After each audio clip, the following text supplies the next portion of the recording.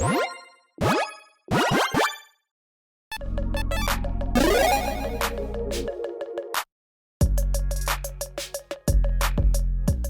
everyone, Mitch coming from the Creators Course Studio. Welcome to the show. So on today's episode, I've got an episode of Crushing Quarters for you, where I take you through cards that you should be considering picking up right now at 25 cents, 50 cents, 75 cents, and $1. That's right. Different amounts of quarters, of course. There are going to be 3 cards for each level. So with that said, let's jump into it. And we're going to be starting things off at 25 cents with Croaking Counterpart, an incredible card, in one that, for 25 cents, my goodness, the amount of work that this can do for you in the right deck. Sorcery for 1 green and a blue. Create a token that's a copy of target non-frog creature, except a 1/1 green frog. Flashback for 3 green blue. So this one is huge. This one is massive. This card says, hey, do you want a token copy of anything on the board? Any creature, I should say. Any non-frog. Now, typically, there's not going to be basically any frogs in play outside of, like, maybe Gitrog. There's not really all that many great frogs out there. Keep in mind, changelings as well, sure. Regardless, what you're going to be doing is not really taking advantage of the power and toughness of the creature, obviously, because you're getting a 1/1 copy of it, but you can take advantage of their abilities, you can take advantage of any effects that they might have, especially ETBs. This can be absolutely massive for those kinds of decks, and yeah, just any kind of a deck that can clone, any kind of deck that can populate, you get basically a double clone spell out of this, so this can be absolutely huge. Pairs really with populate effects as well, a really, really good card to consider. Next up, Hallowed Spirit Keeper, a card that's amazing in other kinds of decks out there. A 3/2 Avatar with Vigilance that costs 1 white. When it dies, create X 1/1 white spirit creature tokens, flying for X number of creature cards in your graveyard. 25 cents currently. This card used to be so expensive because I think it was just in a very small print run of a very different product or what. It was a while back. It's finally got reprinted, and all of a sudden, this card is now just a quarter. And this card is a powerhouse in decks that, well, maybe you want to fill their graveyards, and, well, maybe you want to get a ton of tokens in play. So if you've got a go wide strategy that, depends on getting a lot of tokens out, great. If you've got an aristocrat strategy, especially, this one can be huge. Again, sacrifice a bunch of creatures, your graveyard's full of creatures. Great. All of a sudden, you get this in play, you sacrifice it, it goes away, and now you've got just an absurd amount of creature tokens in play. If you've got ways to get it back, ways to reanimate it, a lot of value out there. Moving on. Harmonious Archon. This card gets overlooked so much, and you know what? It can just have a huge impact on a game and just turn it on a completely different axis. 25 cents for this one. A 4/5 Flying Archon for 4 white. Non-Archon creatures have base power and toughness 3/3. When it enters the battlefield, you get 2 1/1 white human creature tokens. Now, this, just on its face, right, is a 4/5 flyer for 6 mana. You also get 2 1/1s that are actually going to be 3/3s, so that's an extra 6 power, so that's 10 power for 6 mana across 3 bodies. Also, if you've got a deck that has, again, like a token deck, a go-wide strategy, a lot of smaller creatures, you're going to have an Anthem with this, essentially. Again, if they're all 1/1s, now all of a sudden they get +2/+2, essentially, with that base power and toughness being raised. Also, it is going to even the playing field and take your opponent's big creatures down to size. So your opponents have, again, some massive, huge creatures, maybe some giant Eldrazi like 10/10s. All of a sudden, no, just a 3/3 now. This basically just says, no, everything's going to be a 3/3, and all of a sudden, again, if I've got any kind of pump effects, any kind of Anthem effects, on top of this, like, again, like Dictative Heliod or something like that, +2/+2 to all your creatures, all of a sudden now I've got 5/5s, and all my opponents have 3/3s, and I've got the biggest creatures on the board. This also pairs really with Double Strike, First Strike, anything can protect in combat as well. This is an absolutely massive card that can really, really throw a game, well, completely into a different playing field. But now let's add a quarter into the mix. So at 50 cents, we've got Collective Blessing at exactly 50 cents. Enchantment for 3 green, and a white. Creatures you control get +3/+3. So yeah, I just mentioned Anthems earlier, but this is a massive one. This is a 6-mana enchantment. Yes, that is a good amount, all right? But you are in green, okay? You've got plenty of ways to ramp and fix your mana. Get this out, and all of a sudden, your go-wide strategy, your token strategy, your army is huge. Again, +3/+3, even for the smallest creature that you have. Again, a simple 1/1 potentially, maybe a mana dork, maybe a token, all right? A 1/1, whatever it is.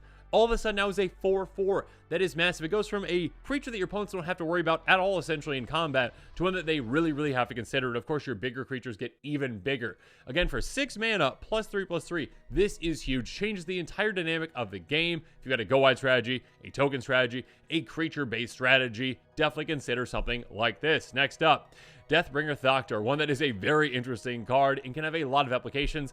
48 cents, so 2 cents less than our 50-cent mark, regardless, right around there. 3/3 Zombie Beast, 4/4 black and a red. When another creature dies, you may put a +1 counter on Deathbringer Thoctor, move a counter from it. It deals 1 damage to target creature or player. So essentially, this is kind of like a storage device for pain, a storage device for damage, especially in Aristocrat style strategy, or again, this counts any creatures dying. So if you've got removal, if you've got edict effects, if you've got wrath effects, take advantage of your opponent's creatures dying too, and just store up those counters on this. Of course, it can also work well with Proliferate as well, or other ways to get counters on it. Store up those counters, dish them out how you see fit and when you need to. Again, if you want to take creatures out, great, take creatures out with it. Get more counters on this as well.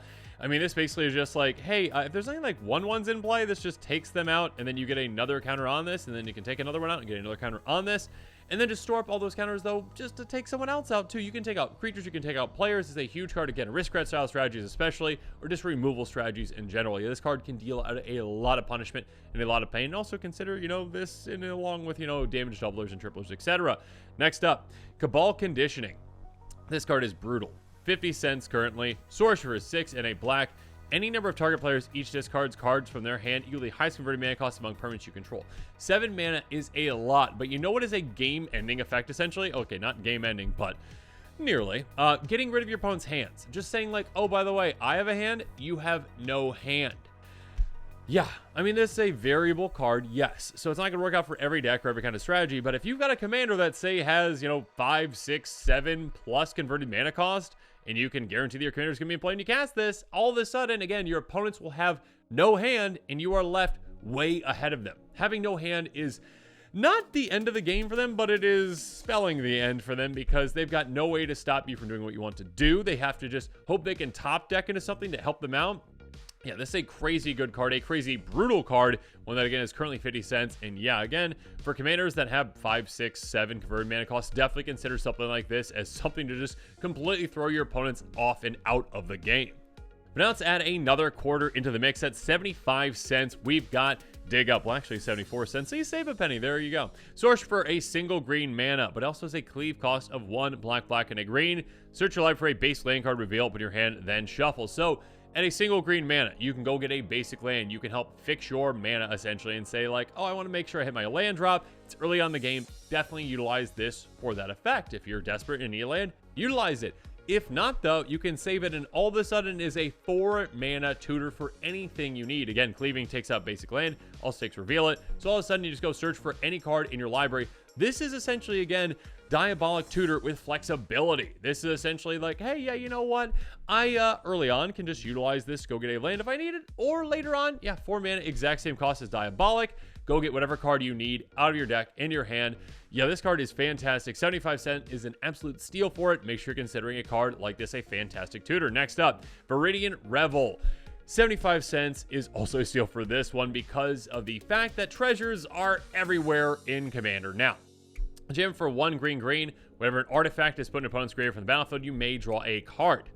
If you're playing in a meta that has a lot of treasures, or just kind of your local LGS, and you know that a lot of people out there have a lot of treasure-based cards or treasure-based stacks, yeah, this is going to just obviously get you, I mean, at least the amount of value for 3, to draw cards out of it, and then some, and then some. This could be the biggest draw engine for you, and your opponents are going to be in trouble if they have that kind of a strategy, because all of a sudden, again, when they sacrifice a treasure, obviously, they get a mana out of it. Yeah, good for you. Treasures are crazy powerful, but now all of a sudden, also, keep in mind, yes, rules lawyers out there, that does hit your graveyard. A token does hit your graveyard, even though it just, disappears when it's your graveyard, so it still counts on this, drawing you a card every single time they do so. So now, all of a sudden, they are getting, yes, a good amount of value with getting a mana out of it, but you're getting even more value, right, because you get to draw a card.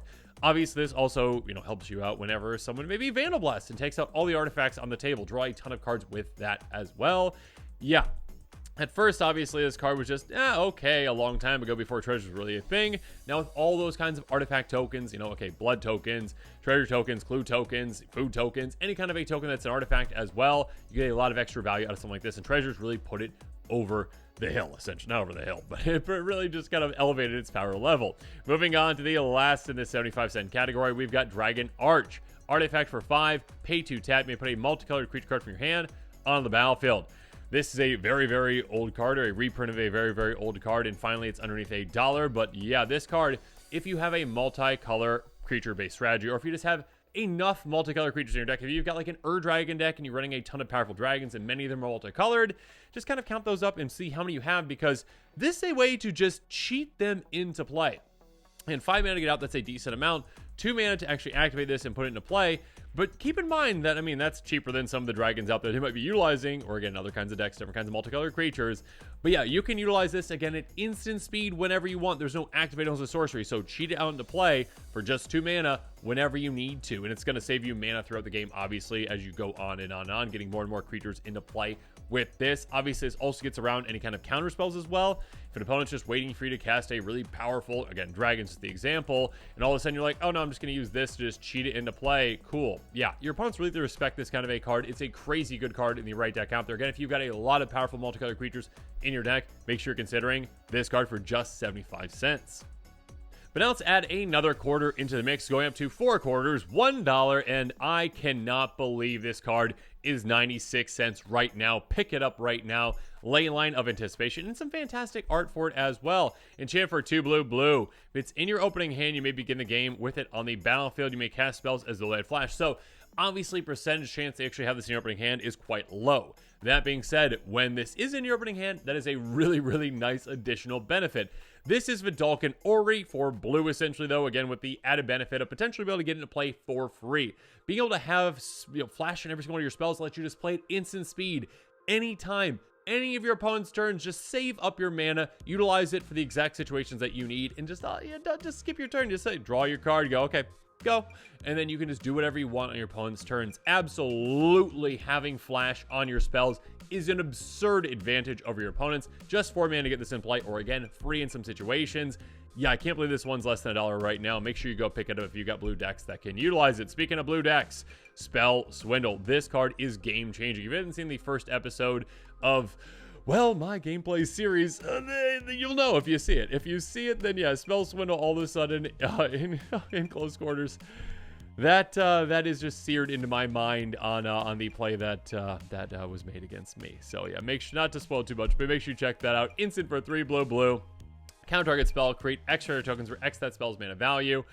An absurd card. An absurdly good card. One that says, hey, oh, you just put all this mana in this giant X spell? Cool, I get all that mana myself. Now, mana drain this is not, but again, it gives you some more flexibility. It costs 5 mana. Sure, that's a good amount, but it's going to get you that and maybe and then some back. Being able to just give you all those treasures, and we talked about how powerful treasures are earlier.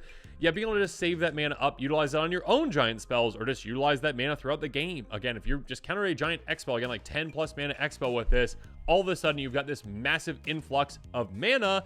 You're going to be way ahead of your opponents. Yeah, this is a crazy good card. Can really turn a game on its head.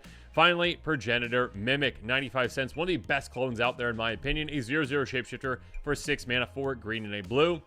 Have it enter the battlefield as a copy of any creature on the battlefield except it gains. Beginning of your upkeep, if this creature isn't a token, create a token that's a copy of this creature. Yeah, that's huge. That's massive. This is just, hey, you know what?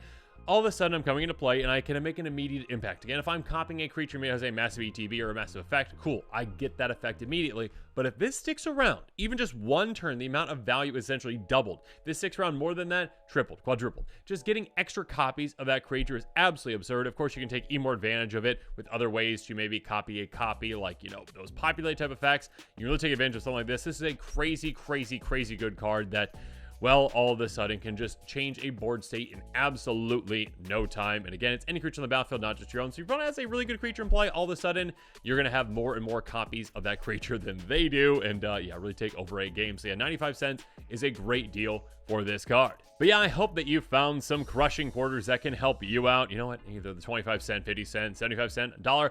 Any of those marks, all those marks, make sure you check out my card list link in the description below if you are interested in any of these cards, and yeah, consider picking up some of them right now. With all that said, of course, have a good one.